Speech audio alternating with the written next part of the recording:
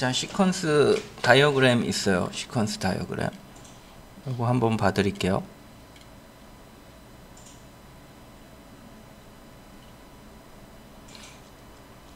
얘는 뭐냐면은 어떤 행동의 변화에 따라서 이렇게 그림으로 그린 거예요.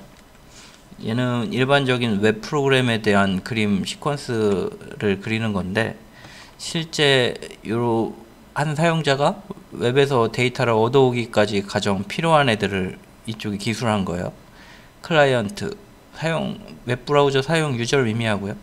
서버, 본인들한테 데이터를 제공해주는 반대쪽 컴퓨터를 의미하고요.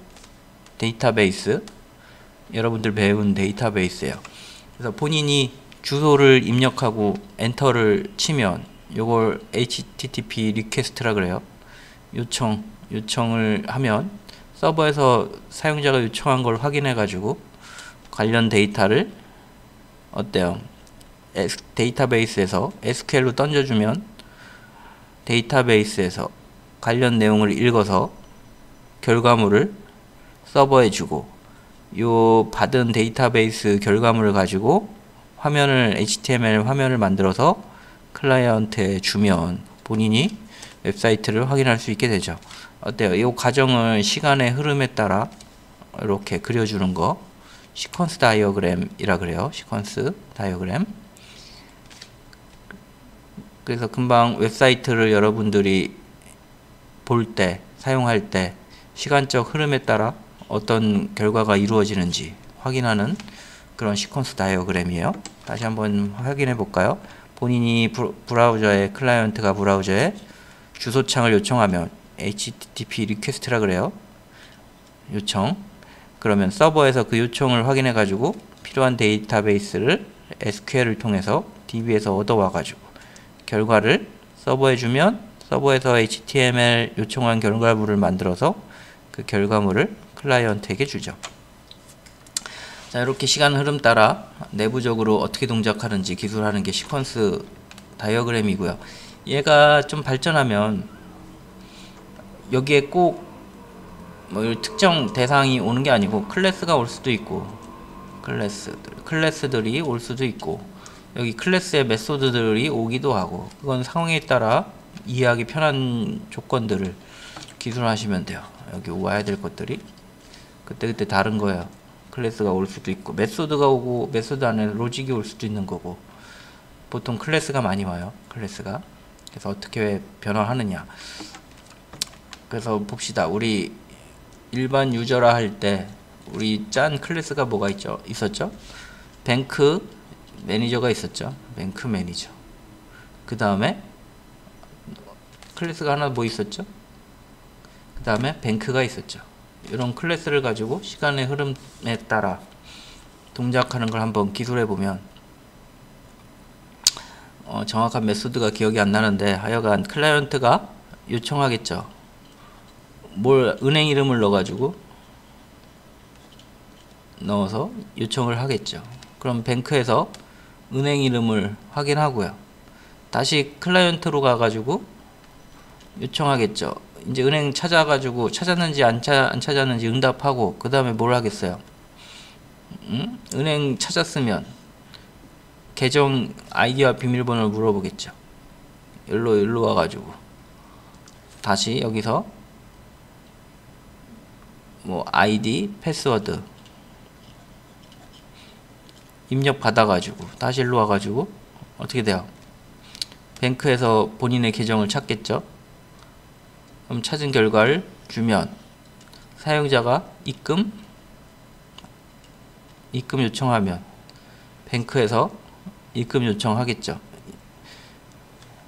그리고 사용자가 로그아웃 요청하면 뱅크에서 나와서 이쪽 뱅크 매니저에 와서 새로운 은행 입력받도록 하겠죠. 새로운 은행 입력받으면 작업이 반복될 거고요. 은행에서도 빠져나오면 종료되겠죠. 이런 식으로 시간의 흐름 따라 사용되는 내용들, 여기 메소드명 써줄 수도 있고요. 로직을 써줄 수도 있고요. 이런 식으로 편한 거 쓰는 거예요. 이해하기 더 쉬운 쪽으로.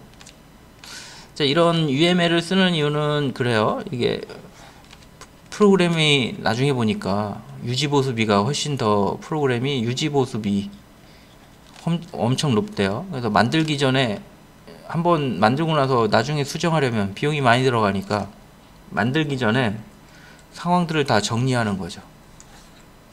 이런 기능 이렇게 만들어야 되겠다. 막 이걸로도 한번 해보고 유저 케이스도 해보고, 왜냐면 놓치고 잘못 구현하면 유지보수하기가 워낙 힘드니까 여러 개로 만들어 보는 거예요. 이렇게 시퀀스 다이어그램 순서도 다양하게 만들어 보고 나중에 어떻게 해야 되겠어요. 코드 짤 때 본인이 잘못 놓치고 가는 게 없는지 기준이 되는 애가 되겠죠.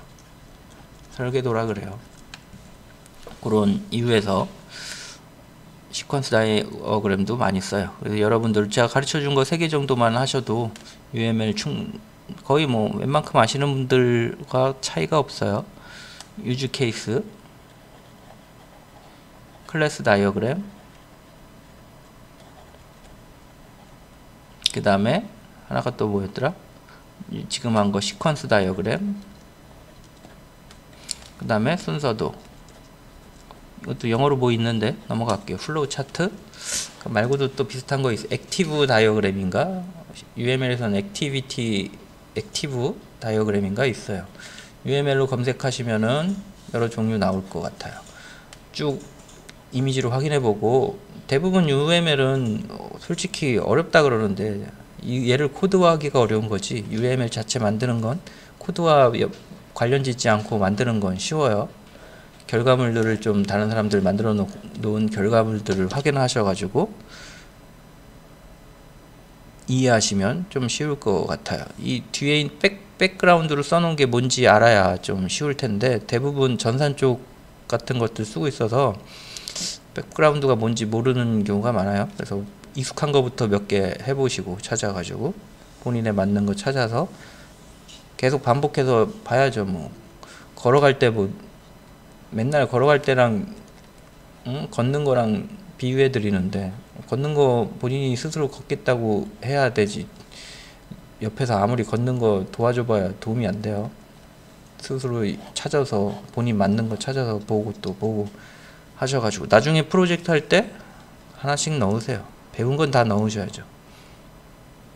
PPT 만들 때 조금씩 넣으시면 큰 도움 될 거예요.